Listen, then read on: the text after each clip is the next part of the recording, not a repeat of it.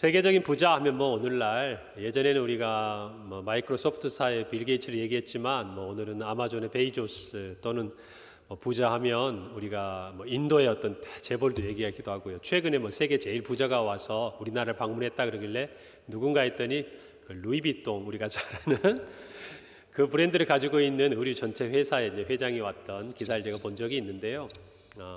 우리가 오래전에 기억을 해보면 세계에서 가장 부자 그러면 이 사람이 꼭 떠올랐습니다. 여러분 록펠러라는 이름을 아시죠? 네, 그래요. 록펠러 재단에서 참 많은 좋은 일들을 하고 있는 것들을 우리가 역사적으로 쭉 알고 있습니다. 오늘날 그빌 게이츠 회장이 빌 앤 멜린다 게이츠 재단을 세워가지고 제3세계 지역의 보건이라든지 기후라든지 여러 가지 어려운 부분을 돕는 것처럼 그 훨씬 이전에 이 록펠러라는 큰 부자가 정말 그와 같이 재단을 세워가지고 많은 사람들을 도왔던 일들이 있습니다. 지금도 여전하고요. 그런데 이 사람은 33살 때 소위 말하면 이제 백만장자가 된 거예요. 큰 부자가 됐습니다. 그리고 43살에 미국 최고의 부자가 됐습니다. 그 당시 미국의 최고의 부자니까 세계 최고의 부자가 된 거죠. 그렇게 승승장구하던 그가 55살이 되는 어느 날 암에 걸려서 시한부 생명을 선고를 받게 됩니다. 얼마나 눈앞이 캄캄해졌을까요? 아무리 많은 돈이 있어도 자기를 살리고 구원할 수 없다는 것을 알지 않습니까? 그가 그렇게 정말 정신을 차리지 못할 정도로 충격에 빠져서 병원을 걷고 있다가 병원 벽에 걸려있는 한 문구를 보게 됩니다. 여러분 그 문구에 뭐라고 쓰여져 있는지 아세요? 모르시니까 제가 여기 서 있는 거죠. 모르시니까. 오늘 설교의 제목입니다. 주는 자가 받는 자보다 복이 있다. 여러분 이 글귀가 딱 병원의 이 벽에 씌어져 있는 거예요. 그걸 보고 이 록펠러가 충격을 받습니다. 그런데 한편에서 소란한 소리가 들리는 거예요. 그래서 록펠러가 이렇게 가보니까 어떤 일이 벌어지고 있냐면 병원에서는 당신이 병원비를 낼 수 없으니 이 여자아이의 병을 치료해 줄 수 없다, 입원시킬 수 없다라고 이야기를 하고 있고 그 여자아이의 부모는 돈이 없어도 아이는 살려야 될 거 아니냐 사정을 하면서 이렇게 실갱이가 벌어지고 있는 거예요. 이걸 보는데 저와 여러분도 그랬을 거예요. 록펠러가 어떻게 했을지 짐작이 가시죠? 그렇잖아요. 아마 저와 여러분도 그랬을 거예요. 그렇게 부자였으면 그리고 우리 안에 연약함이 있었다면 우리도 똑같은 인지상정이었을 것 같습니다. 록펠러가요 비서를 불러다가 아무도 모르게 이 아이의 입원비를 대신 내주고 이 아이가 입원해서 치료받게 했습니다. 그런 일이 있고 나서 얼마 뒤에 병원을 찾았는데 록펠러가 회복이 된 여자아이를 병원에서 만나게 됩니다. 그런데 록펠러는 그 순간이 자기의 인생에 있어서 가장 행복한 순간 중에 하나였다라고 후일에 고백을 합니다. 그리고 놀라운 거는요, 그 사건 이후에 이 록펠러의 암이 기적적으로 치유가 되기 시작한 거예요. 여러분 그래서 이 록펠러가 그 이후에 그는 이전과 전혀 다른 나눔의 삶을 삽니다. 무려 몇 년을 살았냐? 아까 제가 몇 살 때 암에 걸렸다 그랬죠? 55세. 그런 건 또 어떻게 기억하세요? 졸릴 텐데.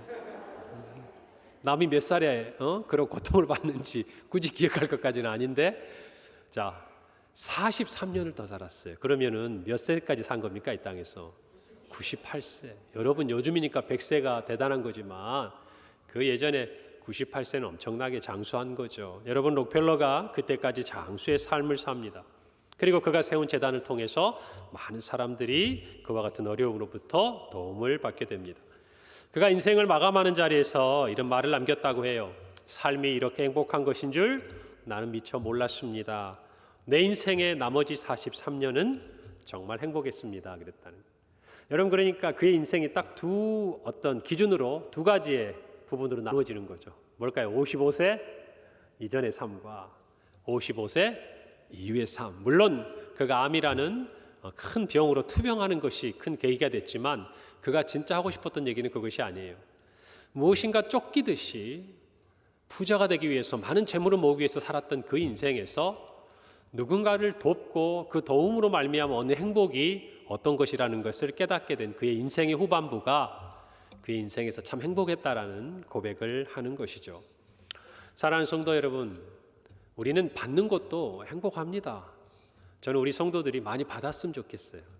하나님한테도 많이 받고 우리 서로 지체들 안에도 가족들 안에서도 서로 사랑도 많이 받고 또 섬김도 많이 받고 그랬으면 좋겠어요. 여러분, 그런데 그것도 좋지만요, 정말 우리에게 행복한 것은 그것을 뛰어넘어 우리가 누군가에게 주는 자리에 섰을 때가 아닌가 싶습니다. 여러분, 그런 생각 들지 않으세요? 여러분, 인생을 살아가면서 내가 무언가를 받고 뭔가를 얻는 것도 좋지만요, 무엇인가 주기 시작한다라는 것은 전혀 다른 차원의 행복이고 기쁨이라는 것이요. 그래서 록펠러도 그렇고 조금 전에 말씀드린 빌 게이츠, 또 그의 아내였던 멜린다 게이츠도 마찬가지고, 그런 큰 부자들이 그의 인생의 후반부에 들어가서는 대부분 세상의 많은 사람들에게 도움을 주는 그런 일들을 하는 것을 본다면, 우리 인생에 있어 진정한 행복이라는 것은 받는 것이기보다는 주는 것이 아닌가, 그렇게 생각을 합니다. 제가 말씀을 준비하다 이런 생각을 해봤어요. 사람과 사람 사이의 관계를 우리가 어떻게 좀 정의해 볼 수 있을까?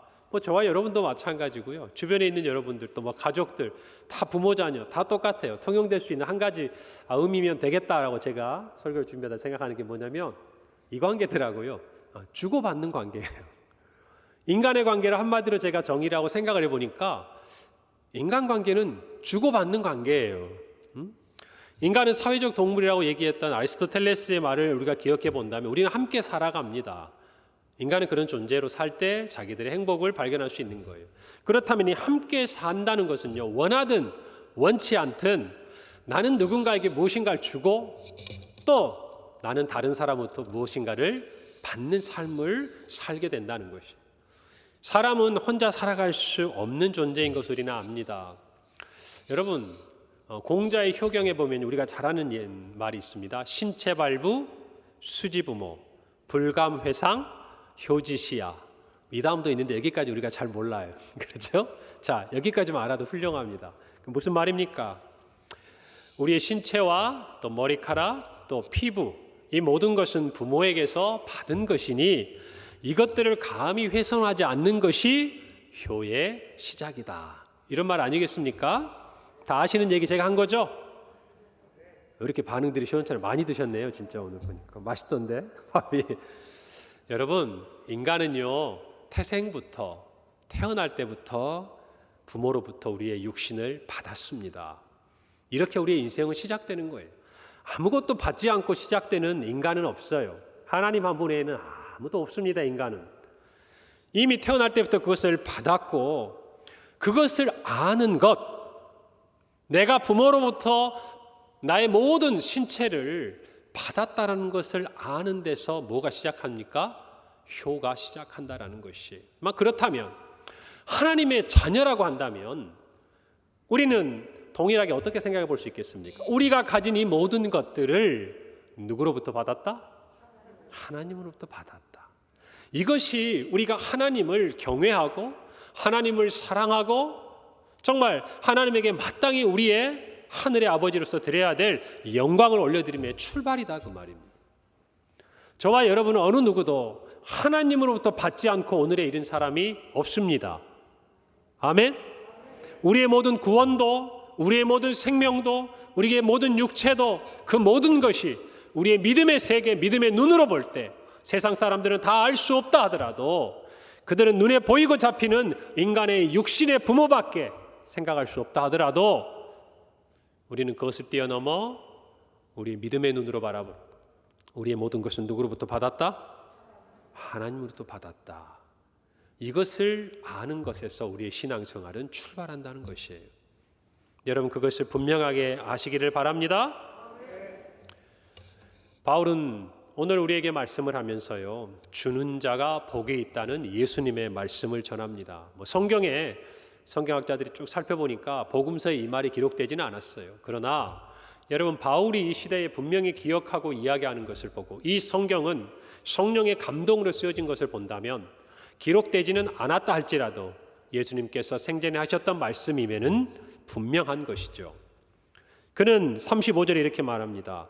범사에 여러분에게 모본을 보여준 바와 같이 수고하여 약한 사람들을 돕고 또 주 예수께서 친히 말씀하신 바 주는 것이 받는 것보다 복이 있다 하심을 기억하여야 할지니라 라고 말씀합니다. 우리는 왜 주어야 합니까? 예수님께서 그렇게 말씀하셨고 그것이 복이라고 우리에게 가르쳐 주셨기 때문입니다. 우리가 누군가에게 주는 자의 자리에서 또 주는 이 섬김의 자리에 서기를 원하시는 것, 그것은 첫째로 주는 것을 하나님께서 기뻐하시기 때문입니다. 우리가 베풀고 나누는 삶을 누가 기뻐하신다고요? 하나님 기뻐하신다고. 여러분, 이것이 우리에게는 가장 큰 첫 번째 이유입니다. 다른 어떤 것, 내 만족, 또 내가 도움을 준 사람이 어떤 힘과 위로를 얻는 것, 물론 그것도 중요한 요소입니다. 그러나 우리에게 있어 우리가 나누고 베품에 있어서 정말 그것을 기뻐하고 섬겨야 되는 이유가 있다면 그것은 바로 다른 것이 아니에요. 하나님께서 그것을 기뻐하시기 때문입니다. 히브리서 13장 16절은 이렇게 말씀합니다. 오직 선을 행함과 서로 나누어 주기를 잊지 말라. 하나님은 이 같은 제사를 어떻게 하신다고요? 기뻐하신다고. 오직 서로 선을 행하고 서로 나누어 주는 것, 그것을 잊지 않고 하는 것을 볼 때에 하나님께서 이와 같은 제사를 기뻐한다 그 말이에요. 여러분, 이 말은 제사라는 표현을 통해서 우리가 하나님께 예배하는 것, 그것과 동일한 무게와 의미를 담고 있습니다. 여러분, 우리가 로마서 12장 1절과 2절의 말씀에서 보았던 것처럼 우리가 산 제사, 살아있는 예배를 드림에 있어서 오늘 이 말씀에 따르면 선을 행하고 서로 나누어 주기를 즐거워하는 것은 우리가 하나님께 드려야 할 영적인 예배요, 마땅히 우리의 삶에 나타나야 될 모습이라는 것이에요. 할렐루야. 이것을 저와 여러분이 분명히 알기를 바랍니다. 바울은 왜 이런 말을 하고 있을까요? 그가 주었던 사람이기 때문에 그래요. 그는 복음을 주었습니다. 오늘 성경에 보면요, 오전에 우리가 함께 말씀을 나누었던 것처럼 3차 전도 여행 가운데 밀레도에서 예배소의 장로들을 불러서 바울이 부탁하는 내용입니다. 그러면서 그는 이런 이야기들을 계속하죠. 28절부터 여러분들은 자기를 위하여 또는 이 온 양떼를 위하여 삼가라. 성령께서 너희들에게 이 많은 사람들을 보살피게 하셨다.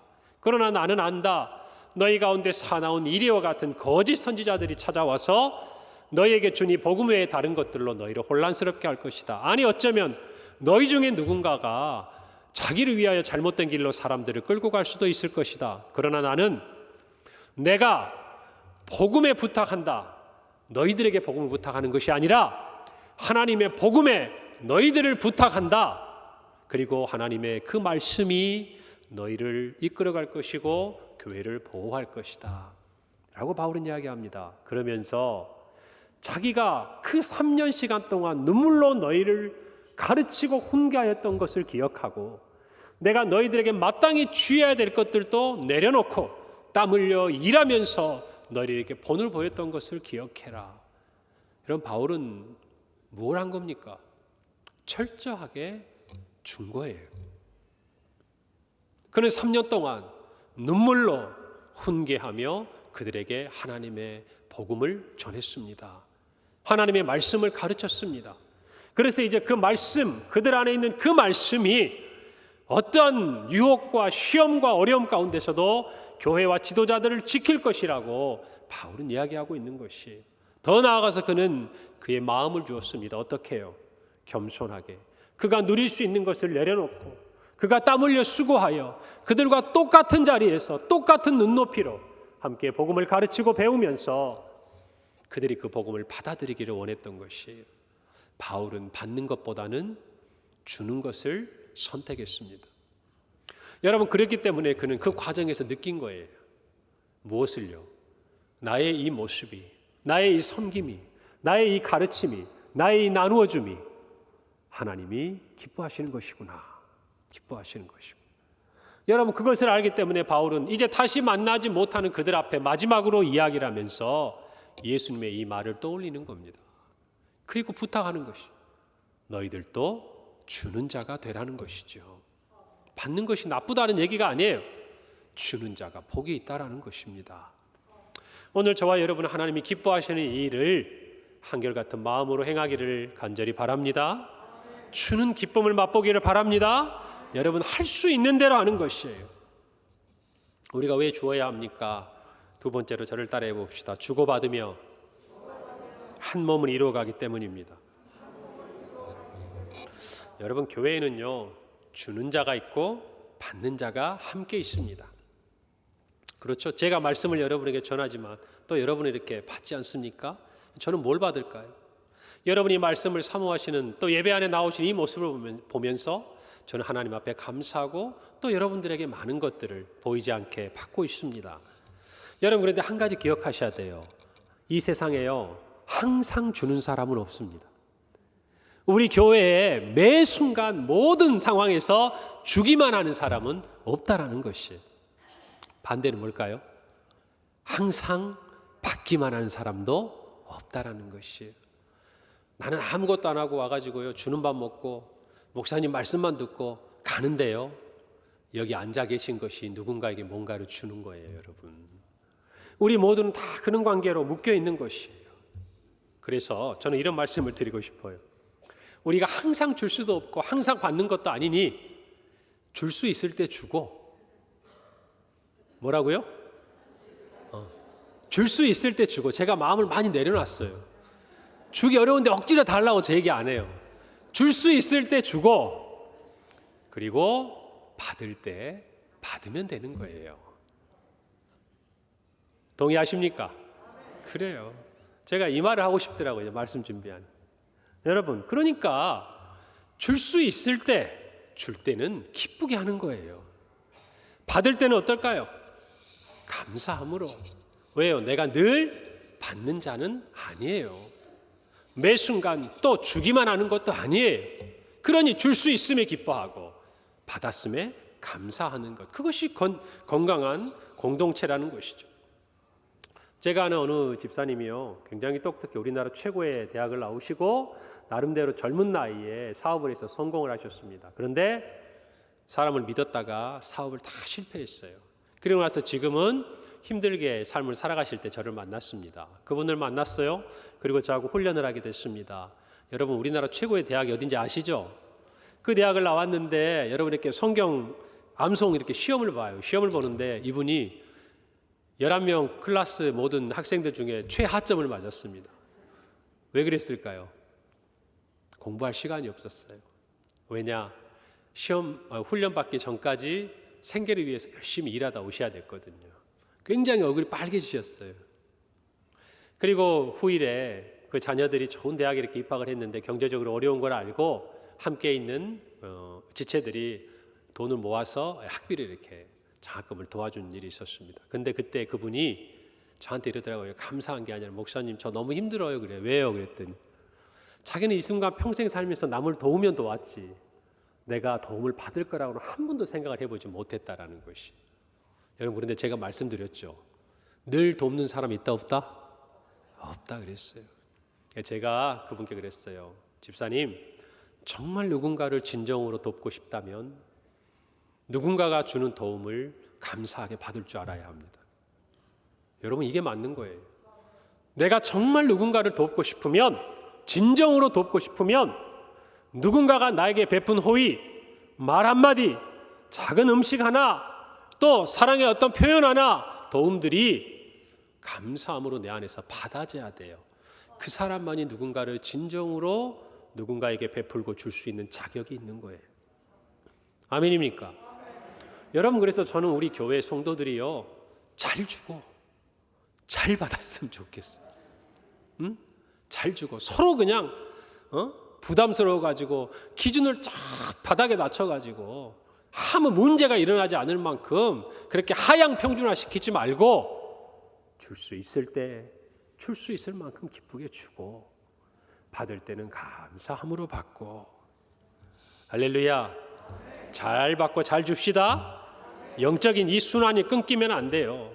많은 것을 받고 베풀지 않으면 결국 그 많은 것이 쌓여서 우리의 삶에 좋지 않은 영향을 미치고, 또 받아야 할 때 받지 않으면 그 또한 우리의 영적인 부분에 좋지 않은 영향을 준다는 걸 아셔야 됩니다. 진짜 건강한 사람은요, 나를 통해서 뭐가 자꾸 흘러가는 거예요. 흘러가는 거. 나한테 와서 뭔가 쌓이는 게 아니라 흘려보내는 거라고요. 여러분, 주는 자가 복이 있다는 이 주님의 말씀은 이와 같은 영적인 원리에서 시작하는 거예요. 어떤 거냐면 우리에게 주신 예수님의 십자가의 은혜, 이 구원의 은혜를 우리가 값을 지불하고 받았습니까? 그냥 받았습니까? 값없이 받았습니다. 그래서 예수님께서는 마태복음 10장 8절에서 뭐라고 말씀하셨냐면 병든 자를 고치며 죽은 자를 살리며 나병 환자를 깨끗하게 하며 귀신을 쫓아내되 그다음 뭐라고 그랬어요? 너희가 거저 받았으니 거저 주라는 것입니다. 이것이 영적인 원리예요. 우리가 거저 받았기 때문에 우리는 누군가에게 거저 줄 수 있는 것입니다. 우리는 주님께 값없이 받았기 때문에 누군가에게 값없이 줄 수 있는 것이에요. 할렐루야. 그래서 우리가 주님께 얼마만큼 받았느니 그것을 아는 만큼, 생각하는 만큼 우리는 남을 돕고 베풀 수 있다라고 저는 생각을 합니다. 똑같이 십자가의 은혜를 받았어요. 똑같이 구원의 은혜를 받았습니다. 그런데 어떤 사람은 이 구원의 은혜가 너무 크고 놀라워서 내 생명까지도 주를 위해, 그리고 다른 사람들의 구원을 위해 아끼지 않은 사람이 있다라는 것이에요. 똑같이 구원을 받고 영생을 얻었는데 그 감사의 크기가 다른 사람보다 다소 작은 사람도 있는 것이에요. 여러분, 그러니 문제는 하나님 나에게 더 많은 것을 주세요가 아니라 하나님 내가 받은 것이 무엇인지 알게 해주세요. 여러분, 이게 바른 기도예요. 할렐루야. 이것을 알면 저와 여러분은 주는 자의 삶을 살 수 있습니다. 오늘 이 말씀을 꼭 기억하십시다. 오늘 우리 모두가 이제 특별 새벽 기도회를 눈앞에 두고 오늘 주일의 마지막 시간들을 지나가는 것 같습니다. 우리 모두 다른 것보다 정말 주님께 받은 게 어떤 것인지 이 한 주간을 지나가면서 깊이 묵상하십시다. 만약 여러분이 이 고난주간 특별 새벽 기도회를 통해서 하나님이 나에게 이 땅의 어떤 것으로 형언할 수 없고 정말 대신할 수 없는 그런 은혜를 주셨다라고 한다면, 그것을 우리가 깨닫게 된다면, 그 크기를 우리가 조금이나마 더 많이 알게 된다면 저와 여러분의 삶은 누군가를 향해 주는 자의 자리에 서 있으리라고 저는 확신합니다. 여러분, 너무 큰 욕심이나 기대는 하지 마세요. 아까 말씀드렸죠. 줄 수 있는 것 주시면 되는 거예요. 할렐루야. 그러므로 우리 교회 모든 성도들이 정말 서로 주고받는 아름다운 것, 꼭 물질적인 것만 얘기하는 게 아니에요. 영적인 것. 제가 오늘 2부 예배 마치고 나가보니까 어느 권사님이 조금 몸에 요즘에 건강이 불편한데 곁에 있는 두 분의 권사님이 서가지고 안쓰러워서 어쩔 줄을 모르는 거예요. 제가 함께 기도하면서 그래, 이게 서로 주고받는 거지. 그렇지 않습니까? 서로 염려해주고 기도해주고. 여러분, 이번 고난주간 특별 새벽 기도회를 지나가면서 여러분 모두 영적인 원리로, 또 이 세상의 원리 가운데 서로 마음껏 주고받음으로 우리가 함께 세워져가는 아름다운 한몸된 공동체로 우리 평강교회 모습이 나타나기를 간절히 바랍니다. 우리 옆에 분들에게 인사합시다. 주는 자가 복입니다. 한마디 더 하세요. 굳이 주시면 사양하지 않겠습니다. 네, 오늘 이 말씀 안에서 우리 모두가 하나 되는 한 주간이 되기를 바랍니다. 함께 기도하겠습니다. 하나님 아버지, 은혜를 감사합니다. 우리는 예수님의 말씀을 믿습니다. 주는 것이 받는 것보다 복입니다. 하나님, 이미 우리는 더 받지 않아도 될 만큼 하나님에게 가장 귀한 것을 받은 줄로 믿습니다. 그것을 알게 하시고 그것을 깨닫게 하시는 이번 특별 새벽 기도회 기간이 되게 하여 주셔서 우리 모두가 한 마음으로 우리가 주께 받은 모든 것을 아낌없이 베풀고 나누는 복된 자리에 살아가게 하옵소서. 예수님의 이름으로 기도합니다. 아멘.